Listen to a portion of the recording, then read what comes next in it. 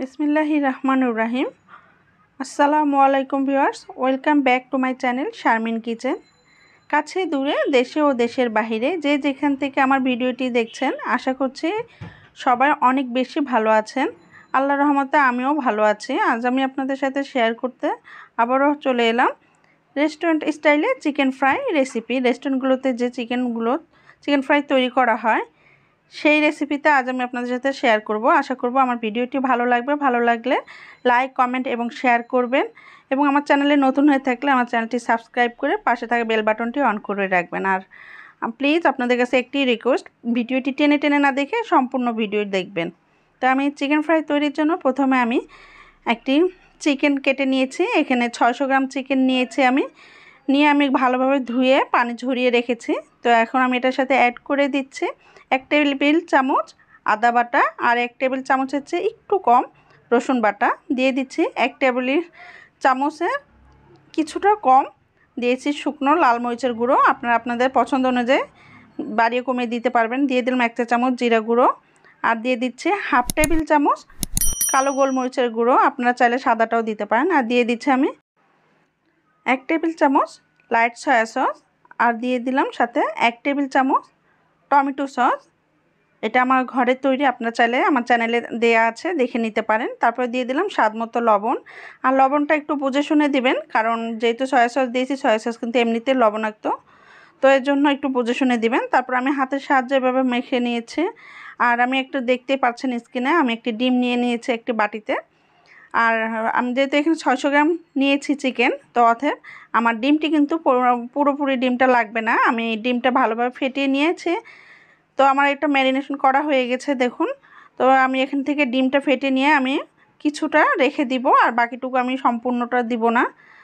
তো দেখুন এই যে আমি বাকিটুকু দিয়ে দিয়েছি আর এইটুকু রেখে দিয়েছি, কারণ যদি 1 কেজি চিকেন হয় তাহলে কি পুরোটা ডিমই লাগবে। আর যেহেতু আমার এখানে 600 গ্রাম চিকেন, তো আমি এই জন্য পুরোটা ডিম দিলাম না। তো আমি আবার এইভাবে ভালোভাবে মেখে নিচ্ছি। আর এই পর্যায়ে ডিমটা দিলে কি হয়, মশলাটা আগে ভালোভাবে চিকেনের সাথে ভালোভাবে মিশে যায়, কোটিংটা ভালো হয়। তারপর আমি ডিমটি দিয়ে ভালোভাবে মেখে নিলাম। নিয়ে এখন আমি রেস্টে রেখে দিব আধা ঘন্টার জন্য।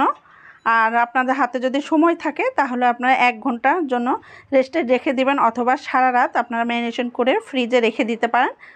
পরে আপনারা এটা ভেজে নেবেন। কিছু কাজ বাকি আছে, সেই টিপসগুলো এখন আবার শেয়ার করবো। আধা ঘন্টা ফিরে এলাম। তো দেখুন আমি এখন এখানে দিয়ে দিলাম 2 টেবিল চামচ ময়দা। আপনারা চাইলে বেসনও দিতে পারেন, তবে ময়দাটা দিলে বেশি ভালো হয়। তারপর দিয়ে দিলাম এখানে 2 টেবিল চামচ কর্নফ্লাওয়ারটা দিলে কি হবে, চিকেনটা ক্রিস্পি হবে। তো আমার কাছে মনে হচ্ছে কর্নফ্লাওয়ারটা আরেকটু লাগবে, কম লাগছে মনে হচ্ছে, এই জন্য আমি আরও 1 টেবিল চামচ দিয়ে দিলাম। দিয়ে এখন আমি হাতের সাহায্যে ভালোভাবে মাখিয়ে নিচ্ছি। মোট আমি 3 টেবিল চামচ কর্নফ্লাওয়ার দিয়েছি। দিয়ে এখন এটা ভালোভাবে মেখে নিচ্ছি। আর এই মাখাটা এমনভাবে মাখাতে হবে যেন চিকেনগুলোর সম্পূর্ণ গায়ে গায়ে কোটিংটা যেন ভালোভাবে হয়।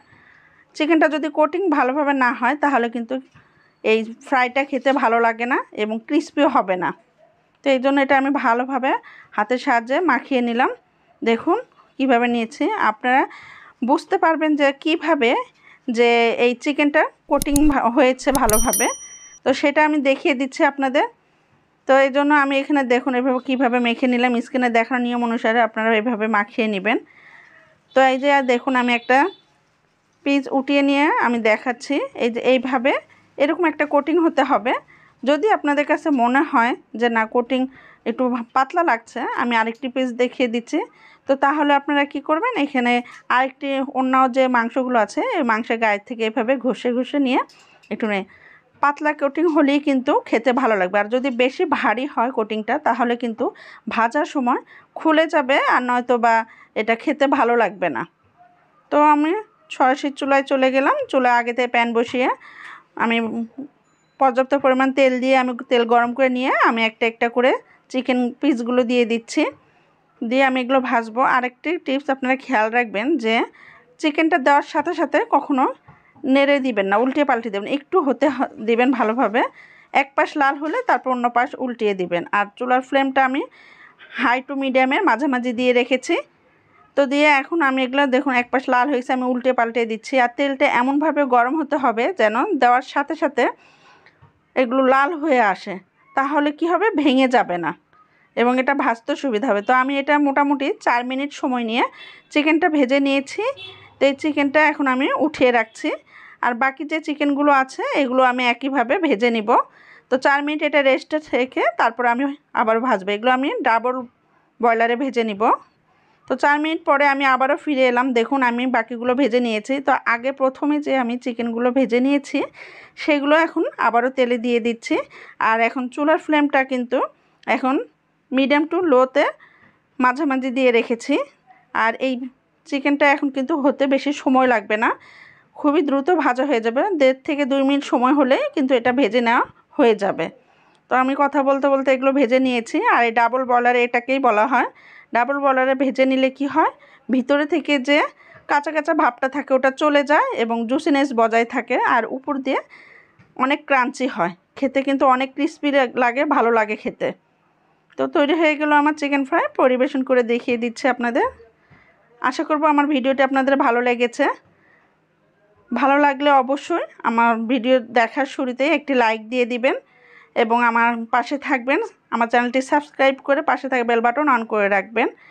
আর যেসব আপু ভাইরা আমাকে সাপোর্ট করছেন লাইক, কমেন্ট ও শেয়ারের মাধ্যমে, তাদেরকে অসংখ্য অসংখ্য ধন্যবাদ যে আমাকে এইভাবে সাপোর্ট করার জন্য।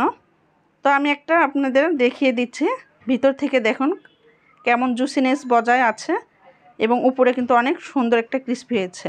তো আজকের মতো এখানে বিদায় নিচ্ছি। ভালো থাকবেন, সুস্থ থাকবেন, আমার জন্য দোয়া করবেন।